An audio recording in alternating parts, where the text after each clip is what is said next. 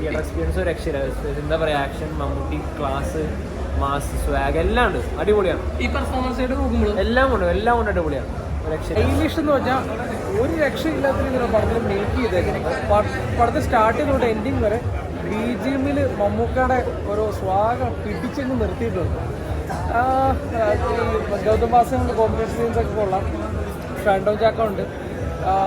ഈ നമ്മുടെ മലയാളത്തിലൊരു ഈ ഒരു വേ ഓഫ് സ്റ്റൈൽ മേക്കിംഗ് ഒന്നും വന്നിട്ടില്ല. ക്ലൈമാക്സിൽ മമ്മൂക്ക അല്ല ആ ഒരു എൻഡിങ് ടൈമിലൊക്കെ ഉണ്ട്. മമ്മൂക്കനെ നമ്മൾ ഇതുവരെ കണ്ടിട്ടില്ലാത്ത രീതിയിലൊരു അവിടെ ഫ്ലെക്സിബിൾ ആയിട്ടുള്ള മമ്മൂക്കയുടെ ആക്ടിങ് സ്റ്റൈലൊക്കെ ഉണ്ട്. അതൊക്കെ ഭയങ്കര രസമായിട്ടുണ്ട്.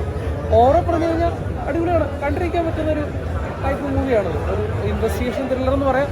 എക്സ്പെഷ്യലി ഇതിൻ്റെ ഹൈലൈറ്റ് എന്ന് പറഞ്ഞൊരു ഗെയിം ചേഞ്ചർ റിലേറ്റഡ് മൂവിയാണ്. ഗെയിമാണ് അതിൻ്റെ നമ്മളെ പബ്ജിയുടെ ഒക്കെ ഇല്ലേ, അതിൻ്റെയൊക്കെ ഒരു ലേറ്റസ്റ്റ് വേർഷൻ്റെ ബസൂക്ക റിലേറ്റഡ് സാധനമാണ്.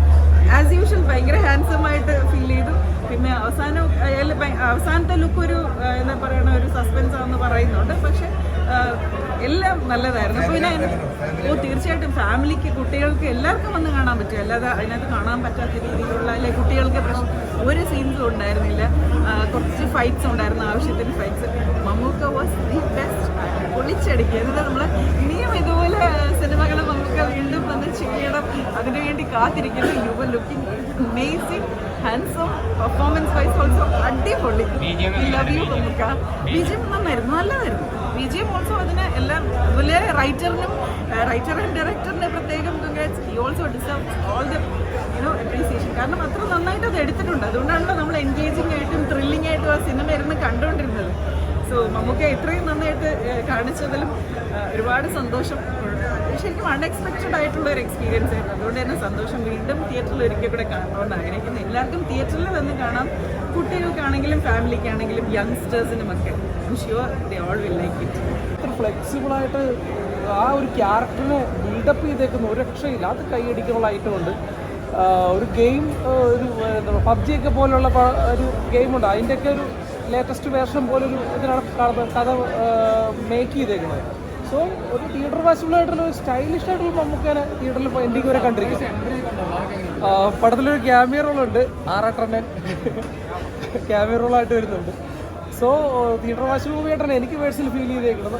മമ്മൂക്കയുടെ ഒരു സ്റ്റൈലിഷ് ബേസ്ഡ് ഫീലിംഗ് കണ്ടിരിക്കുക എന്നുള്ള ഒരു രീതിയിൽ തിയേറ്ററിൽ വന്നു കഴിഞ്ഞാൽ നഷ്ടമില്ലാതെ ഇറങ്ങി പോകാൻ പറ്റും. പടം നല്ല പടമാണ്. എന്താ പറയുക, മമ്മൂക്കാൻ്റെ ഒരു വ്യത്യസ്തമായിട്ടുള്ള ഒരു കഥാപാത്രമാണ് ഞാൻ കണ്ടേക്കുന്നത്.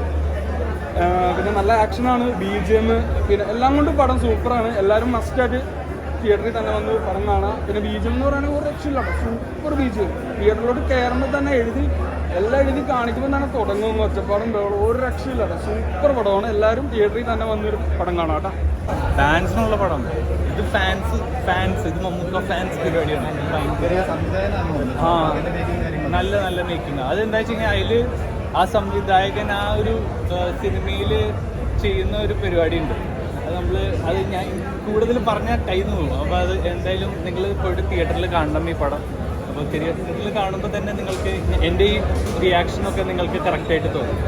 ഫസ്റ്റ് ഹാഫ് കഴിഞ്ഞിട്ട് ഒരു 35 മിനിറ്റ് വരെ നമ്മളിങ്ങനെ എന്താണ് ഞാൻ കാണുന്നതെന്ന് പറഞ്ഞിട്ട് ഇങ്ങനെ ആലോചിക്കുന്നു.